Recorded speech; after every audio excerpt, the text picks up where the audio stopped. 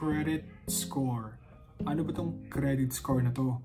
Panoorin mo tong video na to para hindi ka na mahirapan.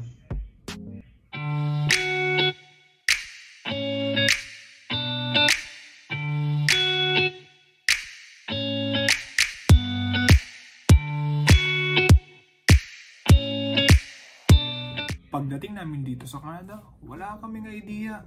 Ano ba yung credit score na yan? Wala namang ganyan sa Pilipinas. Kaya hindi talaga namin alam kung ano yan. Hindi namin alam kung gaano ka-importante yan o para saan yan.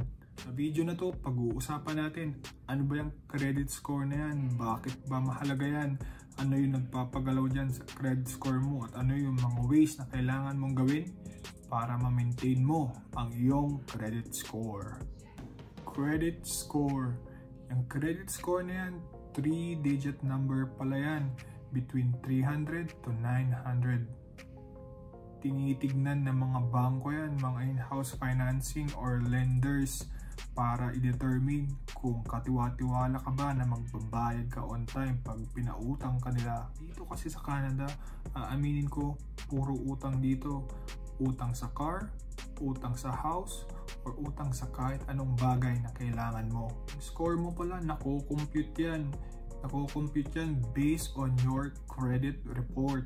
Dito sa Canada, may tinatawag silang credit bureaus. Sila ang nagpro-produce ng credit score mo at yung credit report. Dalawa pala yan, Equifax and TransUnion. Ginagamit yung credit report na yan ng mga financial institutions para makapag-decide sila kung papautangin ka ba o hindi. Case pala namin ni Leslie, meron na kaming bank account. Yung bank account pala namin is Scotia. So dun sa app ng Scotia, meron ng TransUnion report kaya hindi na kami nag-register sa Equinox na tinatawag. Kung hindi mo pa alam kung paano mag-create ng bank account, ilalagay ko na lang sa description box para hindi ka na rin mahirapan. Meron palang 5 things na nakaka-affect ng credit score dito sa Canada. Isa-isahin natin. Yung una is payment history. Ano ba ibig sabihin yan? Ang ibig sabihin yan, nagbabayad ka ba on time? Wala ka bang delay sa mga bayad mo? Lalo na pag credit card. Sa mga temporary foreign workers, most likely ang meron ka is credit card.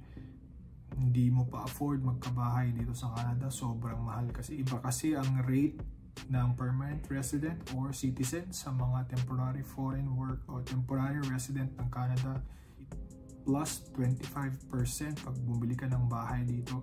Sobrang mahal para sa mga temporary resident na katulad natin. Advice ko sa iyo, pag ikaw may credit card na dito sa Canada, huwag kang madedelay ng payment. Nakita mo nang nag-post yung credit card bill mo, bayaran mo na agad. Yan din kasi ang practice namin ni Leslie. Once nag-post na sa account namin, hindi na namin hinihintay yung due date. Pinabayaran na namin agad para malinis yung record. Second factor, yung credit utilization na tinatawag. Basically, inuubos mo ba yung credit mo? Let's say meron kang $1,000 credit limit. Ang advisable lang na kailangan mo daw gawin or spend is maximum of 30% ng credit mo. So ibig sabihin kung may 1,000 credit limit ka, ina-advise nila hanggang 300 lang ang kaya mong gastusin para hindi yan maka-affect sa credit score mo. Kung hindi mo talaga may iwasan na may kailangan kang bilhin or kung may kailangan kang gastusin, okay lang naman na mag-exceed ka dun sa 30%. Ang technique mo na lang, pagkabayad mo at pagka-post mo, bayaran mo para hindi na to masyadong makaka-affect sa credit score mo. Third factor na nakaka-affect sa credit score mo is your credit history. Gaano na ba katagal yung credit card mo or gaano na katagal yung mga credit accounts mo sa'yo? Siyempre, kung mas matagal na, mas okay. Kung 5 years mo nang hawak yan, ibig sabihin, maganda ang credit history mo. Fourth factor, credit mix. Ano ba tong credit mix na to? Ibig sabihin, ito yung mga may utang ka. Let's say, halo-halo siya ng credit card, meron kang auto loan, meron kang installment plan. Ito yung mga credit mix na to. Tinitignan din nila, kaya mo bang i-manage tong credit mix na to o yung mga utang. Case ko kasi, meron akong credit card na binabayaran. akong auto loan na binabayaran at meron din akong insurance na binabayaran. Example lang yan ng credit mix. Paano ko ba na-manage yan? Na-manage ko ba ng maayos? Isa yan sa mga factor na tinitignan nila. Fifth factor is credit increase. Ano ba tong credit increase na to? Bibigyan kita ng magandang example. Nung nag-decide kami kumuha ng sasakyan, pumupunta kami sa mga iba't ibang dealer. Once na nag-apply ka kasi, meron silang access sa credit score mo. Let's say pumunta kami sa Mazda, kailangan nilang tignan yung credit score mo. Pagkatingin nila ng credit score mo, nababawasan kasi ang mag-a-apply sa dealer ng straight. Hinay-hinay lang.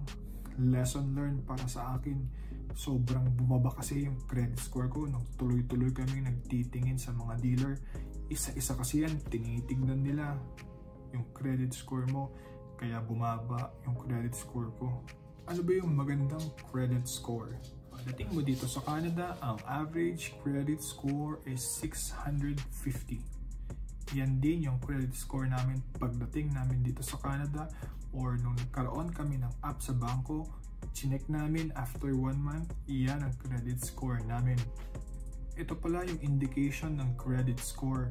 Kung titignan nyo dito, mas magandang, mas mataas ang credit score mo. Ibig sabihin, pag mataas ang credit score mo, hindi ka mahihirapan mag-loan dito sa Canada. Ibig sabihin yan, meron silang tiwala sa'yo na pag pinautang ka, magbabayad ka on time at hindi mo pababayaan ang responsibility mo.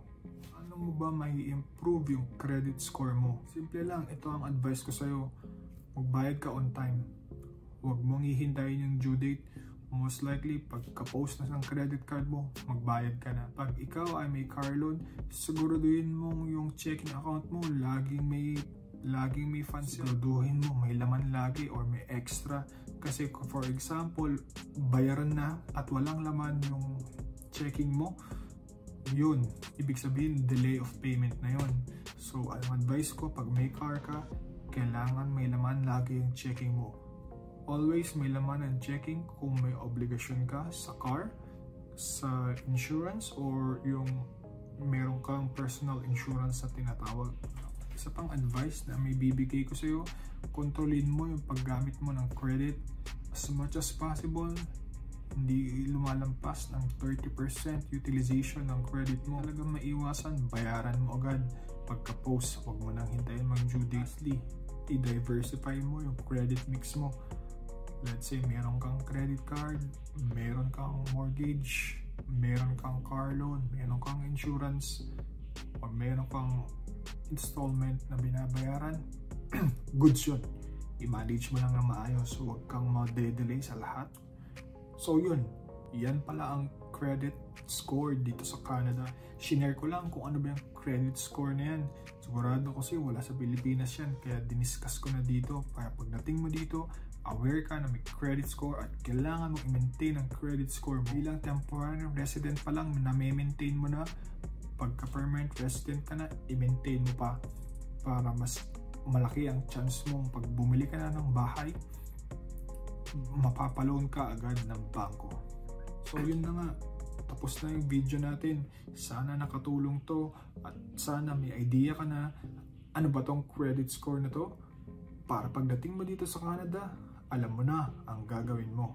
Every Thursday nga pala, gagawa ako ng mga video na ganito. I-share ko sa inyo lahat ng experience namin dito sa Canada para hindi ka na mahirapan at mapadali na ang buhay mo pagdating mo dito sa Canada. Peace!